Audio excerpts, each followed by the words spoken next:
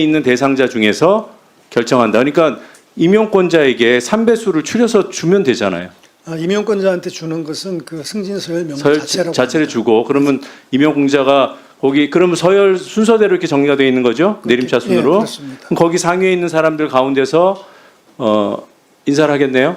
그거는 그 인사권자가 보고 판단하는 것입니다.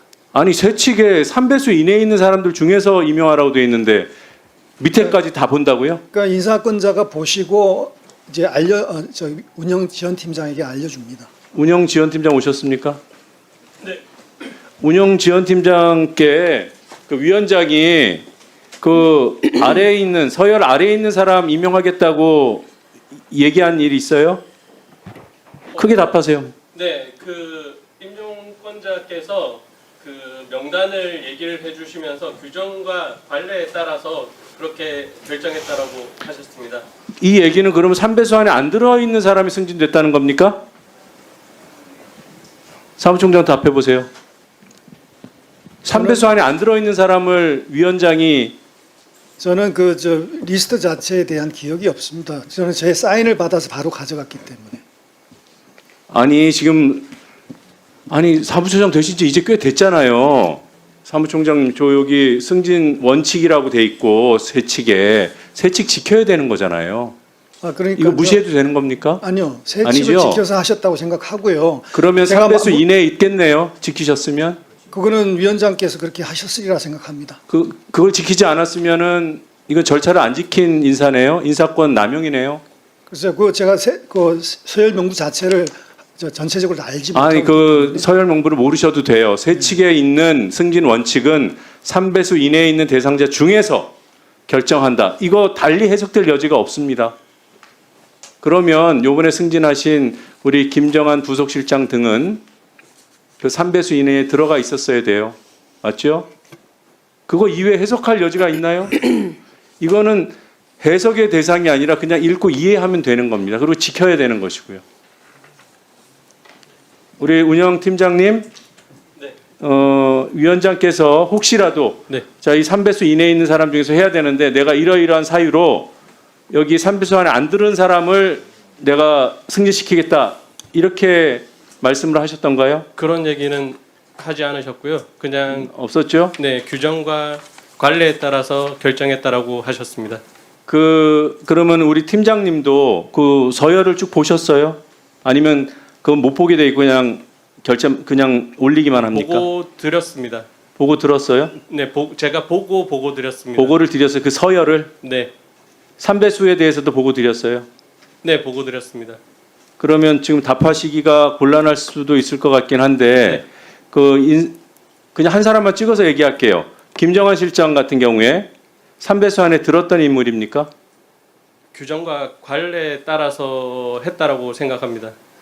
3배수 안에 들었습니까? 규정 관리 얘기하지 마시고 세칙에 맞게 3배수 안에 들었습니까? 그거는 제가 답변할 수 있는 부분은 아닌 것 자, 같습니다. 달리 여쭙겠습니다. 3배수 안에 안 들었습니까? 그것도 제가 답변 드릴 부분은 아니라고 생각합니다. 사무총장께서는 확인하세요. 확인하셔야 될 책임이 있겠죠? 인사 세칙이 뭘 확인하는 것입니까? 승진 대상자 3배수 안에 들어가 있었는지. 그거는 인사 정보기 때문에 저희들이 그걸 확인해 드릴 수는 없는 거라고 생각합니다. 아니 보시라고요. 세칙을 지켰는지 안 지켰는지 확인하시고 세칙대로 했으면 했다고 안 했으면 안 했다고 알려주세요. 지금 모르시잖아요. 어떻게 했는지. 지금 팀장은 답을 못 하시겠다고 하고. 이 3배수 안에 있으면 있다고 하면 되는 거예요. 그래서 그 리스트를 제가 잘 모르기 때문에 말씀. 아니 리스트를 모르신다고 하니까 확인하고 답을 달라는데 그건 또 인사 문제라서 얘기할 수 없고 그럼 국회는 뭘 감시 감독합니까? 들어가십시오. 판단컨대 3배수 이내에 안 들었던 직원이 승진된 것으로 판단됩니다. 있을 수 없는 일이에요. 이게 무슨 문제가 생기냐면요. 3배수 안에 들어가 있었던 어떤 사람, 승진 대상이 돼야 되는 세칙에 따라서 인사 세칙에 따라서 승진 대상이 돼야 됐던 어떤 분께서 누굴지 모르겠지만 불이익을 당한 겁니다. 세칙을 위반한 인사권 남용이고 직권 남용인 거예요. 규칙이 명백하잖아요. 규칙대로 해야죠.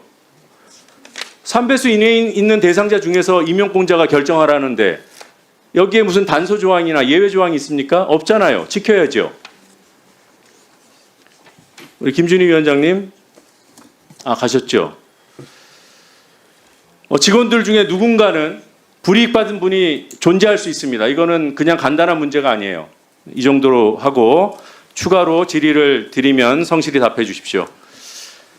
자, 우리 유튜브 구글 코리아 대표님, 만약에 한국 국회가 유튜브에 게시된 허위 조작 정보, 그러니까 유튜브 등의 플랫폼에 게시된 허위 조작 정보에 대해서 삭제 의무를 부과하는 법을 만들어 시행하면 구글 본사는 지킵니까?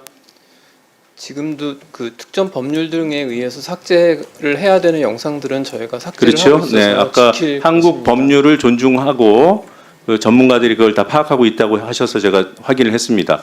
자, 그 법이 없다 하더라도 구글 자체 기준에 따라서 혐오와 폭력을 조장하는 그런 유해 콘텐츠들은 삭제하도록 돼 있죠.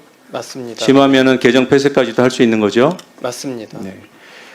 특정 국가에 대해서 반감과 혐오를 부추기는 그런 콘텐츠들도 해당되는 거죠. 예, 특정 개인이나 단체, 집단에 대한 혐오 콘텐츠도 저희가 삭제하기 때문에 해당될 것으로 생각합니다. 네, 거기 공개되어 있는 기준에 국적이라고도 표현이 돼 있어요. 네, 맞습니다. 네. 그리고 민주적 절차를 방해하는 콘텐츠도 삭제하도록 돼 있죠. 맞습니다. 네. PPT 띄워주세요. 스카이데일리라는 유해 매체입니다. 앞서서 여러 의원님들이 말씀하셨던 중국 간첩 99명을 선관위 연수원에서 계엄 당일에 체포했다는 거예요. 그리고 이들은 한국과 미국의 부정선거에 개입했다는 거. 이거는 부정선거 음모론을 유포하는 게시물이고, 그리고 중국에 대한 혐오를 조장하는 게시물이라고 판단합니다. 동의하십니까? 여기서 왜 중국 간첩이라고 했는지 아시죠? 맥락을. 자, 여기 나오는 미군 정보 소식통, 뭐 사안에 정통한 미군 소식통, 뭐 특히 사이판에서 접촉한 정보 소식통, 누군지 실체가 불분명한데 이 기사에서 인용했다고 하는 그 취재원이 신원이 밝혀졌습니다. 다음 거 보세요. 이 사람이에요. 캡틴 코리아로 불리는 사람. 극우 집회에 등장하고 폭력을 조장하고 구속됐어요. 이 사람 미 군인인 적도 없고요. 미국에 가본 적도 없어요. 우리 대표님도 아시죠? 제 정확한 내용은 잘 모르고 있습니다. 아셔야 됩니다.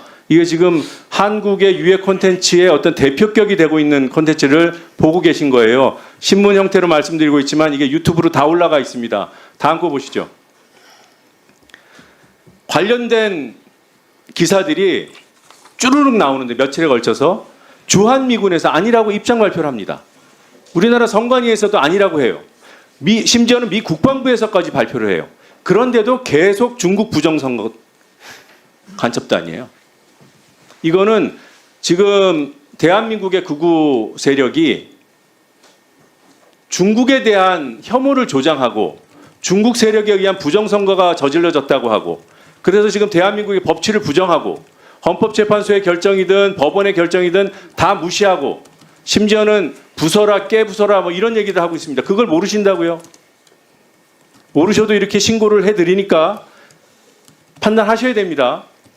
네. 국가를 혐오하게 하고 대한민국의 민주 질서를, 민주적 절차를 훼손케 하는 콘텐츠예요. 다음이요.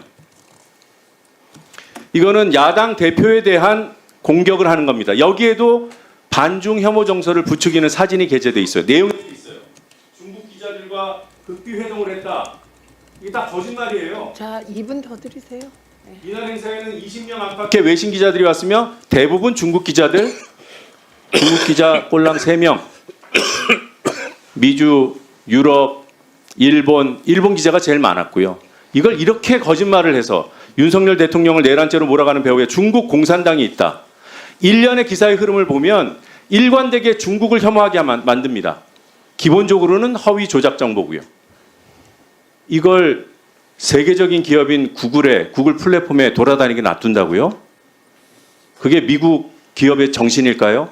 아니라고 봅니다. 구글 코리아에서 적극적으로 설명하세요. 네, 우려하시는 사항에 대해서 적극적으로 다음이요. 하겠습니다. 네. 이런 유해 컨텐츠에 대해서 공신력을 주고 있는 정치 세력이 있습니다. 현직 대통령부터가 그래요. 영상 잠깐 보실까요? 네, 그냥 보신 걸로 하고요. 헌법재판소에서 윤석열 대통령 측 변호인이 조금 전에 보신 그 기사를 인용한 거예요. 다음 PPT 주세요. 심지어는 여당이 국민의힘 미디어특별위원회에서 조금 전에 말씀드린 그 이재명 대표 관련된 거, 중국계 기자 중심의 외신 비밀 회동, 이거 거짓말입니다. 이렇게 해서 공신력을 막 부여하고 있어요. 대표가 어떤 사람인지까지만 얘기하겠습니다. 조민호라는 사람 넘겨주세요. 스카이데일리 대표이사는 조민호라는 사람인데, 이 사람은 지난 11개월 동안 남북 하나 재단이라는 겸직이 금지되어 있는 공기관의 이사장을 맡았어요. 불법 겸직 기간이 11개월에 달합니다. 다음이요. 이 사람이 그 하나재단이라는 곳에서 한 발언들이에요. 예전에는 밭을 매다가도 애를 낳고 3일 만에 일했다. 하나재단 직원한테 조민호라는 사람이, 이사장이라는 사람이, 언론사의 대표라는 사람이 한 얘기예요. 제왕절개에 대해서 애를 박스에서 꺼낸 거라고 얘기합니다. 일본 여성 비하합니다. 남자만 오면 자리를 깔고. 이게 언론사 대표가, 공기관장이 할 소리입니까? 탈북민 대상으로 바퀴벌레라고 하고, 압둘라, 나카무라, 조롱, 여성 국회의원에 대해서 쌍욕을 합니다. 비하 발언을 해요. 게다가 이런 것들이 알려져서 해임 위기에 처하니까 이런 얘기를 합니다. 동영상 잠시 보시겠습니다.